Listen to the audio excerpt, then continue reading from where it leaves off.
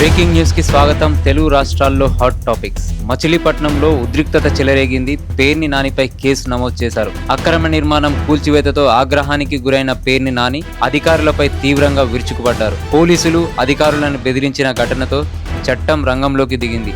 Chilakalapudi police స్టేషన్లో case నమోదు కావడంతో రాజకీయ వర్గాల్లో హాట్ టాపిక్ గా మారింది. అమరావతి కేవలం రాజధాని కాదు, అది ఆంధ్ర ప్రజల ఆత్మగౌరవం. ప్రజల సంకల్పం ముందు రాజకీయ అడ్డంకులు నిలవలేవని ఈ బిల్లు నిరూపించింది. ఈ బిల్లుకు వైకాపా మినహా అన్ని పార్టీలు మద్దతు తెలిపాయని చెప్పారు. దేశంలోనే అన్ని పార్టీలది ఒక దారి అయితే వైకాపాది మరొక దారి. ఆ పార్టీ నేతలు ప్రజల చేత ఓట్లు వేయించుకొని రాష్ట్రానికి ద్రోహం చేశారు. రాష్ట్రం నాశనం అయిపోయినా పర్వాలేదని వైకాపా ముందుకెళ్లింది. అమరావతిని నాశనం చేయాలని చూస్తే మేము శాసనం చేశాం. అమరావతి విజయమే ప్రజాస్వామ్యానికి నిజమైన గెలుపు.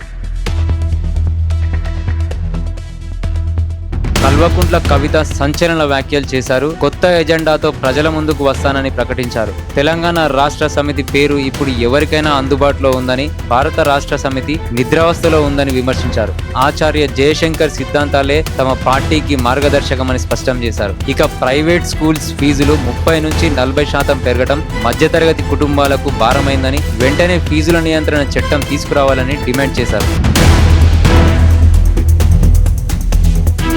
హరీష్ రావు తీవ్ర స్థాయిలో కేంద్రంపై విరుచుకుపడ్డారు. రాజ్యసభలో కిషన్ రెడ్డి చరిత్రను వక్రీకరించారని, తెలంగాణ ఆత్మగౌరవాన్ని దెబ్బతీశారని ఆరోపించారు. 7 మండలాల అప్పగింత పూర్తిగా భాజపా నిర్ణయమని, విభజన చట్టాన్ని మార్చి ద్రోహం చేశారని మండిపడ్డారు. కల్వకుంట్ల చంద్రశేఖరరావు పోరాటాన్ని గుర్తు చేస్తూ కాళేశ్వరంపై తప్పుడు ప్రచారం జరుగుతుందని విమర్శించారు.